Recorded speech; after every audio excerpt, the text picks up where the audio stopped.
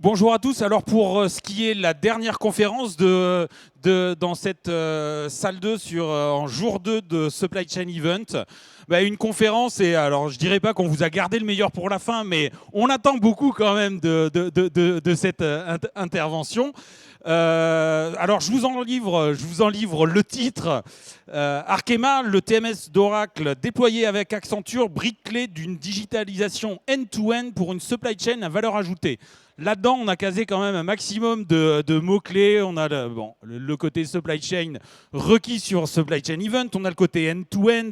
On a bien sûr le TMS. On a le nom de chacune des parties prenantes. On a aussi cette notion de brique clé parce que, voilà, on va se rendre compte que au-delà d'un projet, d'un déploiement d'outils, ça vient non pas parachever, mais ça s'inscrit quand même dans une transformation de longue haleine menée au sein du groupe Arkema. Donc on va essayer à la fois de vous livrer the big picture et se focus sur ce projet de mise en œuvre de TMS. Donc moi, pour ma part, je suis Maxime Ravillé de Supply Chain Magazine et je vais être en position là d'animateur de cette mini table ronde et je les rejoins d'ailleurs. Donc messieurs, au centre, Jean-Marc Vialat qui sera le témoin du jour en tant que, et avec sa casquette de Group Supply Chain Director ou VP d'Arkema. Je peux dire VP, ouais, ça fait toujours plus classe. Ouais. Et d'ailleurs, je sais que vous aimez aussi qu'on mentionne votre casquette au sein de France Supply Chain et de membres du board de France Supply Chain, dont il paraît que c'est l'association de référence de la supply chain en France. Donc oui, c'est effectivement important. Puis il y a pas mal d'étudiants visiblement aujourd'hui, en tout cas de jeunes, qui ont d'ailleurs accès à France Supply Chain gratuitement, donc n'hésitez pas à nous rejoindre. C'est vraiment l'association qui regroupe l'ensemble des acteurs de la supply, l'ensemble des patrons de supply, à la fois des grands groupes, mais aussi des ETI PME en France, des logisticiens et puis des éditeurs de solutions. Donc certains sont d'ailleurs dans cette salle. Donc merci à vous. N'hésitez pas à nous rejoindre. On a vraiment besoin de tous les talents aujourd'hui pour développer la supply chain en France. C'est un enjeu majeur pour l'industrie, mais au-delà de ça, hein, c'est un enjeu majeur, je pense, pour le pays. On a l'ambition avec France Supply Chain de transformer le monde, pas plus, pas moins, et c'est vraiment ce qu'on essaye de faire. Déjà, transformer le monde. Alors, on va déjà parler de la transformation de la supply chain d'Arkema. Et donc, entouré de Paolo Castagno, qui nous vient du Mexique et qui représente Oracle, et de Laurent Moreau, qui représente Accenture, et qui livreront aussi en contrepoint les réflexions. Alors peut-être au-delà du projet lui-même, aussi rappeler quel est le rôle de leurs entreprises respectives dans l'écosystème. Jean-Marc, rentrons dans le vif du sujet. La supply chain d'Arkema, c'est une supply chain complexe. L'industrie d'Arkema est une industrie complexe. Qu'est-ce qu'on peut, comment on peut dresser un petit peu le tableau, et quitte à rappeler aussi le secteur d'activité, l'empreinte globale du groupe. Alors Arkema, c'est une entreprise assez discrète, donc on n'est pas très connu. On est un expert des matériaux, donc un fabricant de matériaux. En France, je pense qu'on est surtout connu pour la Ligue 1 féminine Arkema, sans qu'on sache d'ailleurs ce que c'est. Hein. Les gens disent, voilà, c'est Ligue 1 Arkema, quelle est donc cette affaire ? C'est un leader des matériaux de spécialité avancée. Alors une fois qu'on dit ça, on ne sait pas trop de quoi on parle. Mais en gros, on a des gens qui sont des experts des matériaux. Peut-être juste un petit bout d'histoire, et pas pour vous ennuyer, mais pour expliquer un petit peu d'où on vient. On est un spin-off des activités pétrochimiques de Total, il y a 20 ans. On s'est complètement transformé, puisqu'il n'y a plus, toutes les activités qui étaient des activités pétro de l'époque sont sorties.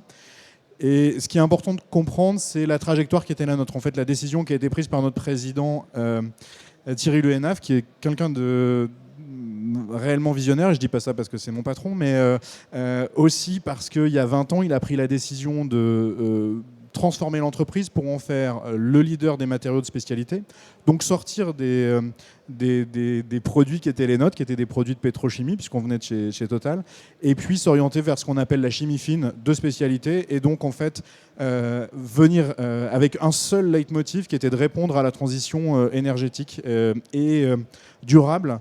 À l'époque, on ne nous prévoyait pas un grand avenir, hein, il y a 20 ans, puisque ce n'était pas forcément à la mode. Aujourd'hui, tout ça paraît complètement normal. Il y a 20 ans, sortir des activités cœur, qui étaient plutôt les activités qui marchaient très bien, pour aller vers des activités de spécialité, qui étaient là uniquement pour transformer le monde sur sa durabilité. Honnêtement, ça ne faisait pas l'unanimité. Le fait est qu'aujourd'hui, c'est effectivement dans l'ADN du groupe. On échangeait il n'y a pas longtemps sur les stands sur c'est quoi la transformation RSE d'Arkema.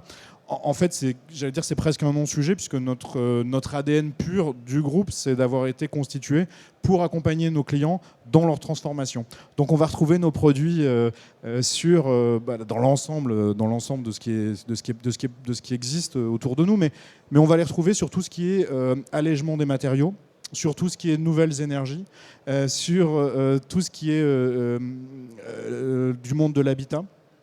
Et donc on va nous retrouver par exemple, je sais pas, dans les batteries. Vous êtes forcément propriétaire d'un smartphone, donc vous avez forcément de l'Arkema sur vous. On va nous retrouver dans les adhésifs, donc je sais pas, dans l'électronique, mais aussi dans le bâtiment. Arkema, c'est 11 milliards à peu près de chiffre d'affaires. On est 20 000 collaborateurs dans le monde. On est un tiers en Europe, un tiers en Asie, un tiers aux Amériques. En supply chain, on est 2000 à peu près. 2200 probablement, quelque chose comme ça. Et on se développe sur ces marchés à croissance. Alors, pour revenir à ta question, c'est un peu long. Nos produits sont assez variés. Ça peut aller de produits vraiment très très spécifiques et avec vraiment des formulations de haut niveau complètement adaptées aux clients. C'est-à-dire, c'est un peu ça notre marque de fabrique. Donc, on va nous retrouver dans des produits de très haute technologie. On va nous retrouver sur tout ce qui va permettre donc cette transformation durable. Donc par exemple, j'en cherche un, les pales d'éoliennes. Vous savez, ce sont ces grandes pales qu'on enfouit quand c'est pas du produit Arkema. Quand c'est du produit Arkema, non seulement c'est fait à partir de matériaux qui est totalement biosourcé, hein, donc c'est pas de la pétro, c'est totalement biosourcé et c'est totalement recyclable. C'est beaucoup plus léger et donc ça fabrique la plus grande pale éolienne du monde, recyclable. Donc voilà, on va nous retrouver à la fois dans des produits énormes comme dans un smartphone, dans une montre, dans les microprocesseurs. Donc au niveau de l'échelle, ce sont des produits qui sont très très divers selon la typologie. Et puis au niveau de la complexité, on en a partout. Une chaîne de production, c'est une chaîne assez longue avec plusieurs usines souvent. Donc c'est rarement en une étape. Donc au niveau de la supply chain, ça veut dire que ça se déplace, ça voyage. Ça veut dire qu'on distribue dans l'ensemble des pays dans le monde. Et puis ça veut dire qu'on a aussi des produits qui sont des produits sensibles, hein, soit leur capacité un peu comme dans le frais et le retail. J'entendais des gens qui étaient dans le food ce matin. Donc on a un peu ces sujets de produits qui sont périssables, mais on a aussi des produits qui sont des produits dangereux ou qui peuvent être utilisés à d'autres opérations moins bienveillantes pour la planète. Et donc ça rend la supply chain assez complexe. Alors, c'est pas que je veuille le reformuler, mais donc on a des flux, y compris entre différentes usines, parce qu'il y a différentes étapes pour arriver, des clients partout dans le monde, des sites de production partout dans le monde, des marchandises, une poudre en petite quantité, mais aussi des marchandises qui se livrent dans des contenants volumineux de produits dangereux. Du moins, il y a un petit peu toute cette typologie et ça participe du défi physique qu'il y a à traiter ces flux. Là, on va parler de la mise en place d'un TMS. C'est un projet alors, ce n'est pas l'unique projet, mais c'est quand même un projet clé pour la mise en œuvre de la vision que vous avez eue. Vous êtes à la manœuvre depuis 2018 dans ces fonctions. C'est tout un travail de transformation, mais c'est un volet qui est arrivé sur la fin et qui est un volet clé. Oui, alors en fait, on a initié la transformation de la supply chain d'Arkema il y a effectivement 6 ans. Et avec plusieurs axes. Un axe people, hein, vraiment où on avait besoin d'accompagner nos équipes, de faire travailler nos équipes ensemble, d'upscaler aussi, donc de monter en compétences dans les équipes. On avait un axe process, puisque l'idée c'était de mettre en place et de standardiser les process au sein du groupe. Et puis on avait un axe solution qui était effectivement de mettre progressivement à disposition un certain nombre de briques de solutions qui sont elles-mêmes, j'allais dire, autoporteuses. Un TMS, ça a une fonction en soi, mais ça vient compléter l'ensemble d'un paysage de briques qu'on assemble pour à la fois développer l'expérience client, à la fois gagner en productivité chez nous, et à la fois gagner en qualité et en vitesse d'exécution. Alors quand je dis vitesse d'exécution, ça ne veut pas dire que l'idée c'est d'aller le plus vite possible, mais ça veut dire qu'on est en capacité de répondre à une demande client rapidement, d'apporter une réponse rapide. C'était vraiment ça l'idée. Donc les enjeux, c'était vraiment ça. Donc on a créé un certain nombre de briques de solutions, puisque là on est là pour parler plutôt solutions. Donc on a créé un certain nombre de briques de solutions. Le TMS en fait partie, et le TMS est une brique très importante de ce paysage complet de solutions qu'on assemble. Donc autour du TMS, il va y avoir plein d'autres briques qu'on va venir assembler. Mais le TMS en lui-même est aussi un support de l'information pour d'autres services. On pourra y revenir, mais c'est pas juste un TMS. Donc il y a la partie exécution du transport, il y a la partie gestion des coûts évidemment, mais il y a bien plus que ça. Ça va bien au-delà de ça. Voilà. Alors, c'est pas juste un TMS, mais on va quand même vous mettre dans la boucle, notamment Oracle, parce que c'est vous qui l'avez fourni, le TMS.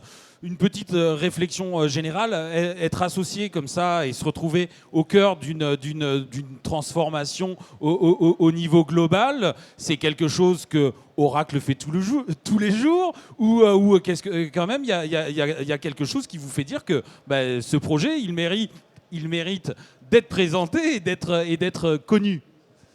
Absolument. Déjà, on remercie Arkema de nous faire confiance, ensemble avec Inspirage Accenture, pour la mise en place. Effectivement, notre TMS, on l'appelle OTM, Oracle Transportation Management System. Donc, on a un stand derrière, on vous invite à passer après cette conférence. Et effectivement, nous, notre but, c'est d'accompagner Arkema pour arriver à obtenir les objectifs et les buts dont Jean-Marc vient de citer. Donc, arriver à avoir les produits en temps et en heure, augmenter la productivité et en même temps maîtriser les coûts des transports. Donc, c'est ça, en général, les enjeux. Et cette fois, bien sûr, nous, quand on accompagne nos clients avec les solutions, c'est ça, on a toujours ça en tête. Alors, il faut savoir que les solutions OTM d'Oracle sont des solutions agnostiques, c'est-à-dire qu'on peut être en dessus déjà c'est modulaire, et on peut être en dessus de n'importe quel ERP. Il y a des noms de concurrents qu'il est difficile de citer, c'est ça? On a des concurrents, mais c'est normal. Il y a un écosystème, et heureusement qu'il y a un écosystème des solutions ERP. Et nous, donc, conscients de ça, on s'est dit il faut que nous, on soit capables de travailler avec n'importe quel écosystème. Donc ça, c'est notamment important. C'était important pour Arkema. Et même, bon, ça c'est d'une part. Et d'autre part, OTM, c'est juste un brique sur la solution intégrale Oracle Supply Chain. Donc on a une solution qui est vraiment end-to-end, de bout en bout, que ce soit la partie planification, S&OP, la partie manufacturing, sourcing, mais aussi la partie, bien sûr, transport, gestion d'entrepôt, entre autres. Donc voilà.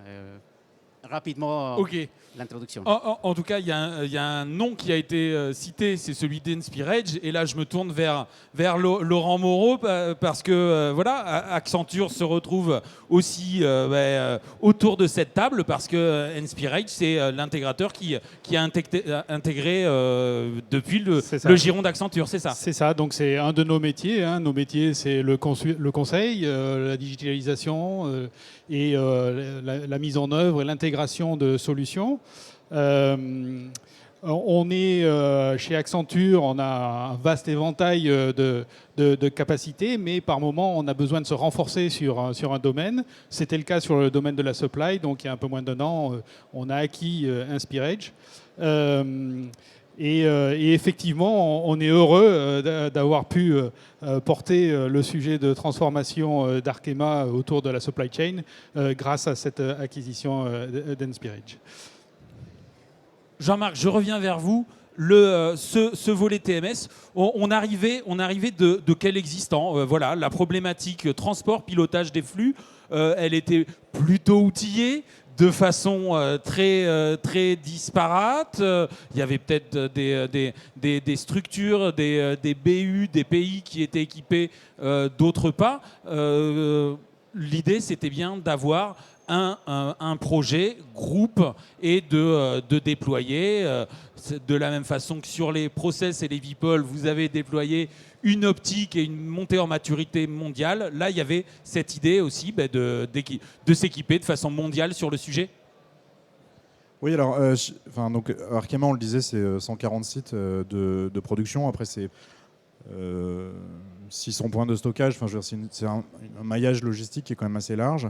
Sur l'ensemble de sur l'ensemble de ce maillage, on avait une partie qui était couverte par un TMS existant, et puis il y avait toute une partie qui n'était pas couverte du tout. Mais j'allais dire, on n'était pas au niveau du tout d'ambition qui était le nôtre, et on était sur un TMS pour la partie qui était couverte, qui était OK en exécution. Donc c'était OK en exécution. Ça permettait d'exécuter des tâches de transport. Ça ne nous permettait pas d'avoir le contrôle, d'avoir la visibilité. Ça ne nous permettait pas d'être justement l'ensemble du véhicule qu'on souhaite avoir avec le TMS, de véhicules d'information qu'on souhaitait avoir. Ça ne nous permettait pas d'avoir la main sur nos coûts. Ça ne nous permettait pas non plus de nous ouvrir aux autres. Donc c'était vraiment fermé et centré sur nous. Pas du tout ouvert sur l'amont ou l'aval, ou sur nos partenaires, ou sur des places de marché, par exemple. Voilà, c'était vraiment un outil interne pour l'interne, et limité à de la simple exécution. Donc oui, c'était un gros chantier de transfo, à la fois pour emmener les équipes vers quelque chose de clairement différent, avec une ambition beaucoup plus forte. Et puis sur la partie solution, il y avait des briques, il y avait tout un tas de morceaux qui étaient déjà complètement en place dans la solution Oracle. On a dû complémenter un tout petit peu sur certains aspects, mais c'est vrai que la solution était déjà très complète, même pour des métiers très complexes comme les nôtres, où il y a à la fois des flux de retour, par exemple, d'équipements. Alors quand on dit équipement, c'est un emballage, ou voilà, c'est un isotank, c'est un railcar, c'est une sphère. Alors, un emballage qui tient sur un wagon, quoi. Ça peut être ça. Un wagon. Ça peut être ça. Ça peut être aussi tout petit. Ça peut être vraiment des tout petits emballages dans lesquels on va mettre, des tout petits contenants dans lesquels on va mettre du gaz, par exemple. Donc c'est vraiment très varié. Donc il faut les expédier. Il faut aussi qu'ils reviennent. À un moment, c'est plutôt pas mal. Ça, qu'on arrive à les suivre, qu'on sache où ils sont, qu'on sache quel est la validité de l'équipement, donc quand est-ce qu'il a été contrôlé la dernière fois, jusqu'à quand il est valide, etc. Qu'est-ce qu'on peut mélanger avec quoi, parce qu'on ne mélange pas tous les produits, y compris même dans un camion ou même dans un train. On ne va pas les mettre côte à côte sur le même train. Donc tout ça, sont des éléments qui sont très complexes. Et l'ensemble OTM savait, donc Oracle Transportation Management System, savait gérer l'ensemble de ces éléments-là de façon native.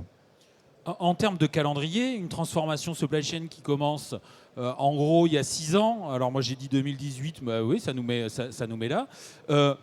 Ce volet transport, il arrive à quel moment dans la démarche quelque part? Alors j'ai dit qu'on était en queue de comète, mais je crois que c'est une transformation qui va encore continuer. Mais voilà, on arrive en année 4, on arrive en année 3. Alors il y a la partie d'assemblage de briques, là où la première chose c'est de poser la vision, de savoir quelles sont les briques dont on a besoin.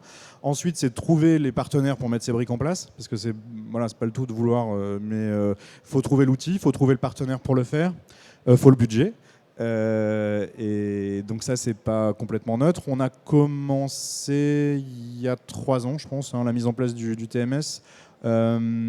Aujourd'hui elle est faite sur 70% du groupe, il reste encore 30% du groupe à faire. C'est pas d'ailleurs les 30% les plus simples qui nous restent, mais elle est en bonne voie et c'est un projet qui à nouveau est très important parce que le TMS pour nous c'est le vecteur de l'information sur toute la partie transport. Donc c'est vraiment là où on consolide l'ensemble des éléments de transport et l'ensemble de l'information pour le transport.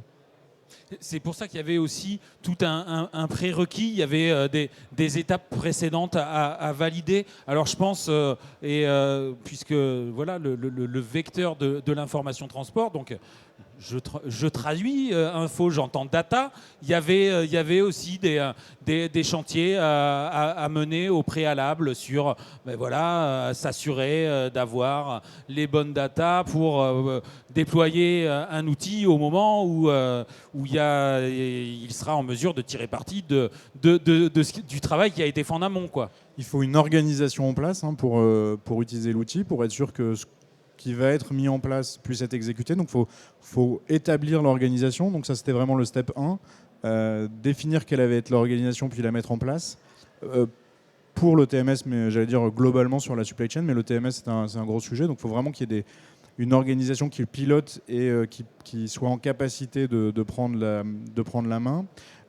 C'est l'harmonisation des process, et c'est en particulier l'harmonisation des process d'exécution de transport et d'achat. C'est l'harmonisation de la data. Et là, c'est beaucoup des données de transport. On avait beaucoup de données d'achat qui n'étaient pas présentes dans les systèmes. C'est de la connectivité qui n'était pas en place. Donc, il y avait des pays où on avait absolument zéro connectivité avec nos transporteurs ou pas avec nos freight forwarders. On avait des modes de transport qui n'étaient pas du tout couverts non plus. Voilà. Donc, l'ensemble de ces prérequis, c'est ça, c'est vraiment l'organisation, c'est les process, c'est la data, et puis, j'allais dire, l'ensemble de la connectivité, à la fois externe, donc je le disais, les transporteurs, les freight forwarders, les places de bourse, et puis à la fois en interne, sur l'ensemble des outils. Avec la mise en place, là, le projet a permis la mise en place d'une... pas rentrer dans les détails, mais d'une plateforme hybride, et donc qui était les premières étapes de notre data lake pour aller chercher l'info et la partager avec l'ensemble des systèmes. Et qui sont les utilisateurs ? Est-ce que ça recoupe différentes fonctions ? Est-ce que, par exemple, vous-même, en tant que directeur Supply Chain Group, il vous arrive d'avoir, sinon besoin ou l'envie d'ouvrir l'outil parce que vous avez quelque chose à y glaner ? Alors moi j'ai jamais ouvert le TMS, donc là désolé. Donc moi je ne fais pas ça. Par contre le TMS, je le dis, c'est le vecteur de l'information de l'entreprise sur toute la partie transport. Donc c'est là où l'information se trouve. Donc on ne va pas forcément accéder au TMS, mais on va aller chercher l'information qui s'y trouve. Et c'est ça qui est essentiel. Et donc toutes les informations afférentes à un transport vont se trouver dans le TMS. Et donc des clients qui vont venir consulter le tracking d'un transport sur notre portail client, ils ouvrent le TMS. Donc évidemment, ils n'ouvrent pas le TMS, mais évidemment, il y a l'information qui va venir sur cette partie transport de nos SAP, qui va se retrouver dans le TMS, qui va être combiné avec l'ensemble des outils. Donc ça va être de l'IoT pour du tracking de contenants, par exemple, d'équipements. Ça va être vraiment, donc c'est toute notre sphère d'IoT. l'information va être redescendue et connectée au transport. Ça va être du tracking avec notre partenaire P44 sur vraiment le tracking de chaque élément du shipment. Ça va être des éléments de douane, par exemple, sur toute l'international, où là, c'est différents. On va aller chercher différentes informations sur les systèmes portuaires, par exemple, ou sur les systèmes des douanes des différents pays. L'ensemble de ces infos sont consolidées dans le TMS.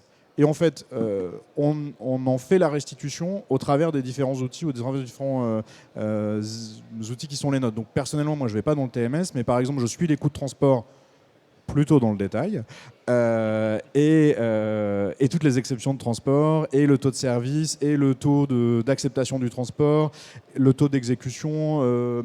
Donc l'ensemble de ces éléments, moi, je vais les suivre, et je vais les suivre via Power BI, mais... désolé Microsoft, mais l'ensemble de ces éléments vont être suivis dans Power BI. Ils sont tous à un seul endroit, ils sont tous dans le TMS. Alors, quelle que soit l'information, quel que soit l'émetteur, la source d'information, le TMS est maître sur l'ensemble des infos de transport et c'est là où on les collecte. Donc des customer service par exemple qui eux vont aller un peu plus dans le détail que moi, vont rentrer dans le TMS pour aller chercher des informations de date de rendez-vous, de tracking, d'évolution des rendez-vous, d'évolution d'éléments douaniers par exemple, d'où est-ce qu'on en est sur le dédouanement dans tel ou tel port, où est-ce qu'on en est sur le grutage dans tel ou tel port, bref. Eux, ils vont aller un peu plus dans le détail, aller chercher ces infos dans le TMS. Donc c'est vraiment notre outil commun pour l'ensemble du groupe. Donc certains y accèdent via des reporting ad hoc, ce qui est plutôt mon cas. Certains vont y accéder via le portail client, par exemple quand il s'agit de clients. Les chargés de clientèle vont plutôt aller vraiment, ou les supply chain vont plutôt aller eux-mêmes dans le détail de cette exécution du transport. Voilà, ça dépend un peu de qui est l'utilisateur. Par contre, évidemment, par rapport à ce qu'on avait avant, où c'était uniquement des gens qui faisaient de l'exécution du transport, là aujourd'hui, le span est beaucoup plus large que ce qu'il était auparavant. Mais c'est vraiment parce qu'il est le data repository, l'endroit où on retrouve l'ensemble des infos concernant le transport. Paolo, alors c'est Jean-Marc qui a cité deux noms de concurrents de poids et d'envergure mondiale également. Alors cette grande diversité des fonctionnalités, ce rôle clé en tant que voilà, alors hébergement n'est pas le mot, mais on y retrouve toutes les datas qui seront appelées ensuite par d'autres systèmes. Voilà, cette solution d'Oracle, elle est, alors je ne sais pas depuis combien de temps elle est au catalogue, mais est-ce qu'elle a aussi des enrichissements réguliers pour répondre à ce type de besoins spécifiques, complexes. Je crois que la complexité, c'est ce qui fait le sel des projets, non ? Tout à fait. Vous avez bien compris, c'est un environnement assez complexe. Et ce que je pense qu'il faut souligner de ce que Jean-Marc a dit, c'est justement cette plateforme. OTM, c'est une plateforme qui permet de homogénéiser et de recevoir toutes les informations, n'importe d'où elles viennent. Ça peut être, encore une fois, de l'ERP, ça peut être de SAP, Infor, etc. Peu importe. Mais tu vois, je l'ai dit, même si ça m'a coûté, mais bon, voilà. Donc, ça peut venir de n'importe quel système d'information, des systèmes de planification. Ça peut être envoyer les informations dans un tour de contrôle. Donc, c'est ça l'essentiel. Après, chaque client, chaque chargeur est dans une lancée de transformations différentes, une maturité différente, avec un historique différent. Donc, ce qui est important, c'est qu'il y a une plateforme qui permet de s'adapter à l'environnement de l'entreprise, aux enjeux de l'entreprise. Donc, ça, c'est le premier message. Donc, effectivement, l'autre point important, c'est que nous sommes une solution cloud. Donc, qui dit cloud, c'est vraiment une instance. Donc, tous les clients sont connectés à la même instance. Et donc, qui dit même instance, ça veut dire que tous les trimestres, on a des mises à jour, des améliorations où nos clients peuvent en bénéficier. Donc, ça, c'est très important. Après, au client de décider s'il veut embarquer sur telle ou telle fonctionnalité. Mais pour nous, ça, c'est très important. Et dans les nouvelles fonctionnalités, aujourd'hui, on est en train de mettre à jour, par exemple, un des enjeux pour toutes les entreprises en ce moment, et on a parlé tout à l'heure, c'est la partie sustainability. Donc, augmenter la fiabilité, la performance des indicateurs sustainability. Avoir aussi, tenir en compte dans la planification de ces variables de l'empreinte carbone. Donc, régulièrement, avec les feedbacks, avec les retours de nos clients, on tient en compte pour faire les améliorations et ça, c'est important. Le temps de faire des mises à jour de tous les systèmes, c'est révolu. Maintenant, on n'est plus là. C'est vraiment maintenant, c'est des mises à jour dans les clouds qui arrivent automatiquement. Et côté Accenture, la complexité chez le client, alors c'est bien parce que ça appelle du conseil, souvent. Ça appelle aussi de l'intégration et justement la façon dont Arkema a mené la chose avec un travail d'abord qui porte sur la compétence des hommes et femmes, le côté process. Avant d'aborder les outils, c'est plutôt une bonne pratique en termes de mise en place et de transformation. Alors effectivement, l'objectif lorsqu'on accompagne nos clients dans leur transformation, et je vais reprendre des termes qui ont été utilisés ici à la fois par Oracle et par Arkema, c'est de pouvoir accompagner l'entreprise vers ces nouveaux enjeux. On parle de supply chain nouvelle génération ou de génération 2.0, pour qu'elle soit non plus un centre de coût que l'on optimise, mais aussi partie prenante complète du chemin de l'entreprise vers le succès sur son domaine d'exercice. Et donc, oui, on va en amont accompagner nos clients sur leur transformation par du conseil, peut-être sur leur grande ligne de force métier, et après sur les différents sujets qui ont été mentionnés ici par exemple par Jean-Marc, sur les composantes elles-mêmes de cette supply chain, jusqu'à évidemment le transport par exemple. Donc et effectivement la complexité et aussi la vélocité sont des enjeux de compétitivité pour l'entreprise, et c'est là-dessus que l'on va accompagner nos clients en bénéficiant de l'expérience de nos projets ailleurs, aussi bien en conseil qu'en mise en œuvre. Je rebondis. Coût. Alors en face, moi je mets une question gain. Les gains de ce type de projet, ils se jouent où alors on va pas dérouler toute la feuille de coût, mais voilà, quels sont les leviers à l'œuvre qui rendent ce projet de longue haleine, peut-être d'investissement aussi important. Qu'est-ce qui en fait la valeur pour Arkema? Et la deuxième partie de ma question, c'est aussi peut-être la valeur pour les clients d'Arkema. C'est d'abord la valeur pour les clients d'Arkema, bien sûr. Vous en doutez, Maxime, mais on est toujours très discret sur nos coûts et donc je n'entrerai pas dans le micro-détail de ce qu'on gagne ou ce qu'on ne gagne pas. Évidemment, quand on met les coûts de transport sous contrôle, évidemment, on a des gains sur le transport. On a des gains sur tout ce qui est non prévu, non planifié, par exemple sur le maritime, où il y a beaucoup d'extra cost. Donc on a des gains très sensibles sur les extra costs, sur les demurrage, etc. Bref. Donc je ne vais pas revenir là-dessus. Les gains, ils sont plutôt à nouveau sur l'information. Si on veut un on-time in full fiable, il faut avoir un retour d'information fiable de la date de livraison chez le client. Si on veut une empreinte carbone fiable, il faut être sûr du trajet qui a été suivi par le produit. Et très au-delà, savoir par quel type de véhicule il a été acheminé au port, puis transloadé, puis par quel bateau il est parti, puis etc. de l'autre côté. Sinon, on a des espèces de moyennes qui ne veulent pas dire grand-chose. Donc il faut vraiment une info fiable. Donc vraiment le premier des bénéfices au-delà des coûts de transport, c'est d'une part la visibilité sur l'ensemble de ces informations, la fiabilité de ces informations, et ça c'est extrêmement clé, et puis la capacité pour nous d'aller offrir des services nouveaux et plus complexes encore que ce qu'on faisait avant. Et ça c'est clé pour nos clients. Donc par exemple aujourd'hui, quand un client va commander un produit qui est dans un emballage spécifique, d'IBC, d'Isotank, de je ne sais quoi, on sait suivre grâce aux IoT où est le produit, grâce à P44 ou grâce à EverySense, si ça part en train, on sait suivre à quel endroit se trouve le produit, on sait qu'il est arrivé chez le client, on sait à quel endroit du site du client il se trouve, on sait qu'il est en utilisation parce qu'on voit que grâce aux IoT, le niveau ou le poids baisse. On sait donc que le client va en avoir à nouveau besoin, donc on sait anticiper ce besoin, on sait replanifier immédiatement une production,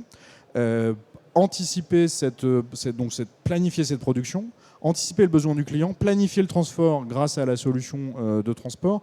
On sait gérer le retour et donc anticiper le retour du contenant qui va être vide très bientôt. Et donc pré-booker le transport de retour. Voilà, ça, c'est des services qu'on ne savait pas offrir avant et qu'on sait offrir aujourd'hui. Donc c'est de l'information, bien sûr du contrôle et des coûts, mais de l'information fiable et de qualité et qui nous permet d'aller amener des services complètement nouveaux aux clients. On est dans une transition environnementale qui est importante pour toutes les entreprises où le transport est clé et un acteur clé de cette transition. Plus on fait de multimodal, plus c'est complexe, plus on a d'étapes dans le transport, pause, dépose, reprise. Et pourtant, c'est ce qu'on veut faire hein, quand on fait du rail combiné, barge, etc. Évidemment, c'est beaucoup plus complexe à gérer.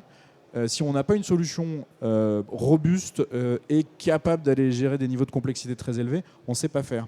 Et surtout, on ne sait pas prévoir. Donc on ne sait pas dire quand est-ce que ça va arriver ou ça va se trouver. On n'est pas prédictible. Et ça, pour nos clients, savoir à quel moment, où se trouve le produit, à quel moment il arrive, y compris avec des solutions de transport ultra complexes, bah, c'est essentiel. Donc ça, aujourd'hui, on sait le faire. Et pour nous, c'est essentiel. Donc c'est essentiel en interne, bien sûr, mais c'est essentiel pour nos clients. Et il y a une vraie valeur perçue par les clients et évidemment par les équipes en interne.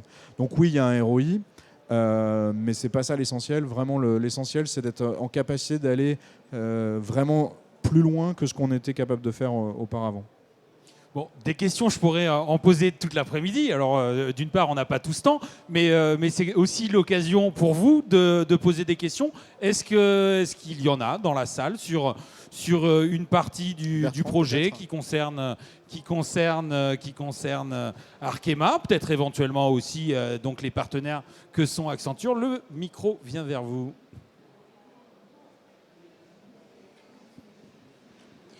Bonjour, je travaille dans la mise en place de TMS pour des clients et ma question porte sur le contexte du choix du TMS, à savoir que sur le marché aujourd'hui, on a une multitude d'éditeurs de TMS et ma question serait de savoir comment s'est passé le sourcing, combien d'éditeurs vous avez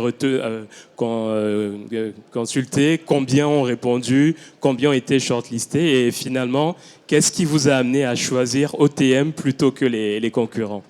Alors les critères de choix, pas complètement vous rentrer dans la shortlist, mais déjà parce que j'ai une mémoire de poisson rouge et que c'était déjà il y a 4 ans, mais surtout parce que je ne voudrais pas vous dire qui on n'a pas choisi et pourquoi. Oui, le nombre seulement, pardon. Donc je vais plutôt me concentrer sur ceux qu'on a choisis et sur les critères qui étaient les nôtres.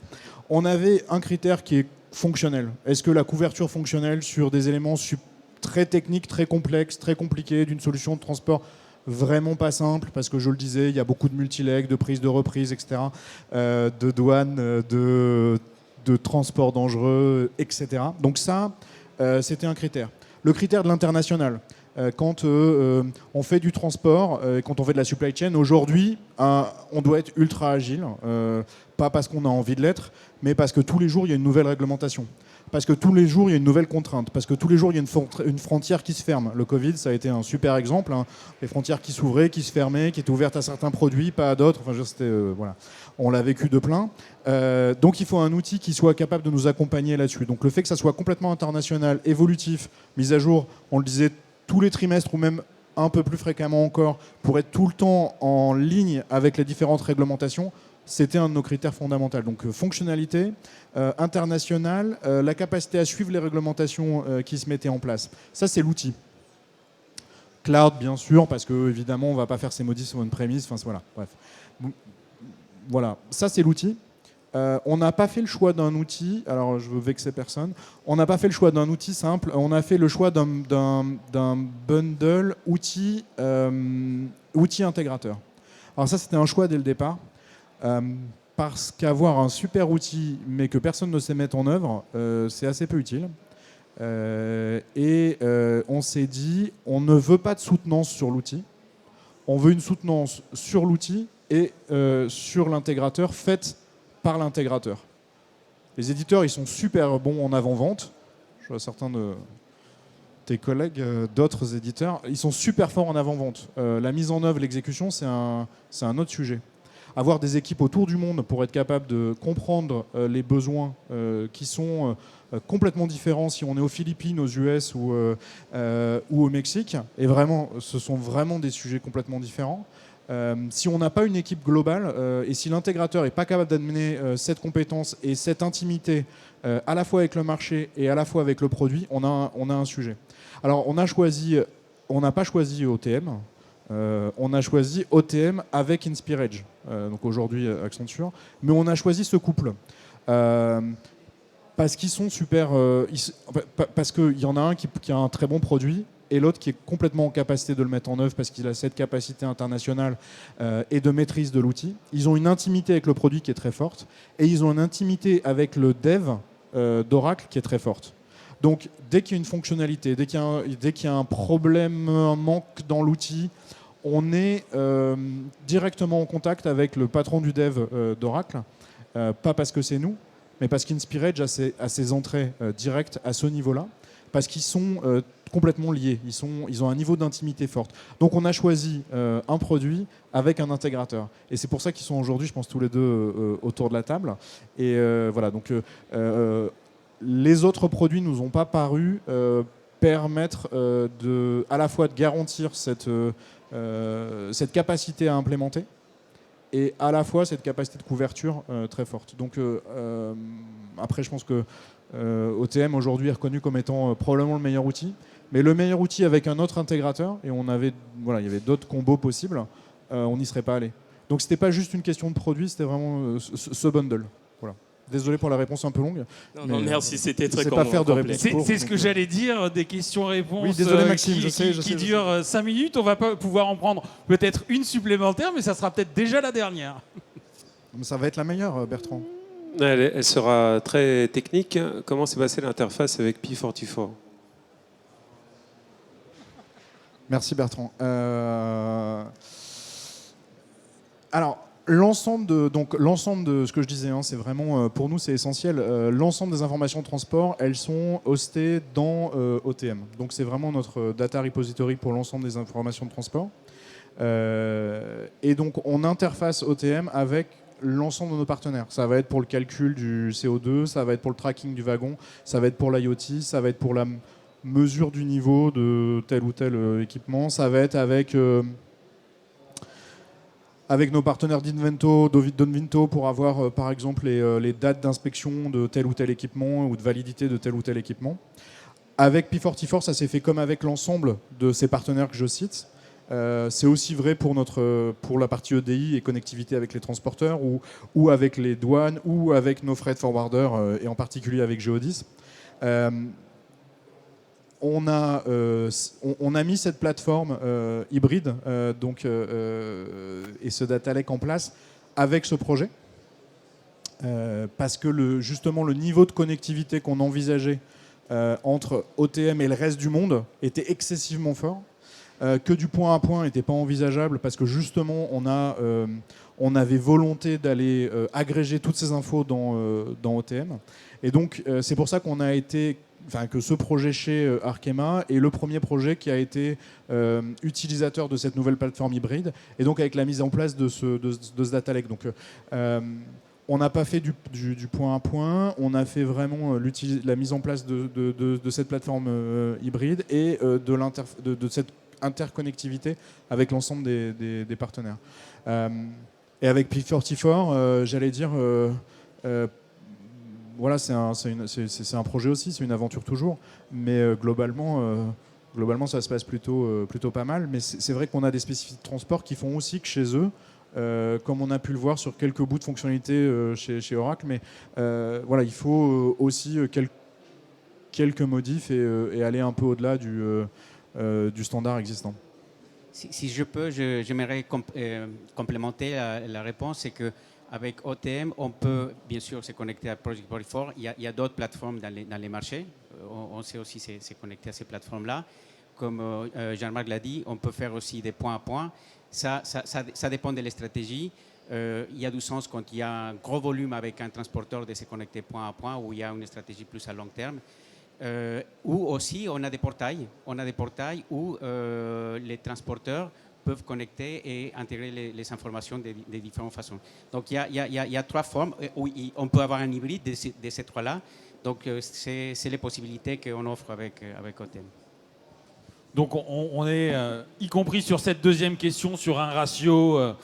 une question égale 5 minutes, donc quelque part on va en finir là. C'est exagéré parce peut-être que j'ai essayé de faire court. Alors où je me charge d'un propos conclusif, mais moi j'ai pas beaucoup de messages à livrer, ou peut-être que voilà vous avez une petite dernière réflexion chacun à nous livrer afférente à ce projet.